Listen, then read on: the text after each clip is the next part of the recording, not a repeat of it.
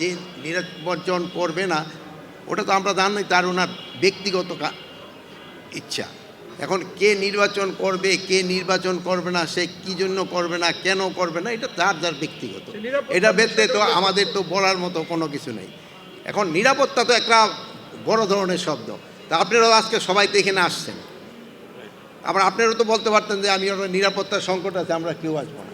তো এইটার ক্ষেত্রে তো মনে হয় যে যার যার ব্যক্তিগত ব্যাপার। পররাষ্ট্র মন্ত্রণালয় থেকে ইন্ডিয়ান পররাষ্ট্র মন্ত্রণালয় আমাদের কর্মচারী কর্মকর্তাকে তলব করছে। আমরাও কিছুদিন আগে তাদের তলব করছিলাম, আপনারা জানেন। তো সাধারণত ওই পররাষ্ট্র বিষয় থাকে, একজন তলব করলে আবার আরেকজন, এইটি সাধারণত নিয়ম। আপনারা জানেন যে উসমান হাদি ভাই আহত এবং উনি সিঙ্গাপুরে চিকিৎসাধীন অবস্থায় আছেন। আপনারা সবাই ওনার জন্য দোয়া করবেন, আপনারা সবাই খাস দিলে ওনার জন্য দোয়া করবেন, উনি যেন সুস্থ হয়ে আমাদের মাঝে আবার ফিরে আসতে পারে। উনি একজন বিরাট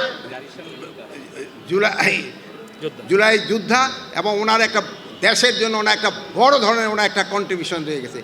আমি আপনাদের কাছে আবারও বিনীত অনুরোধ করব, আপনারা ওনার জন্য খাস দিলে দোয়া করবেন। পুলিশের সকল সদস্যদের তাদের দায়িত্ব পালনে নিষ্ঠা, সততা ও পেশাদারিত্ব বজায় রাখার আহ্বান জানাচ্ছি।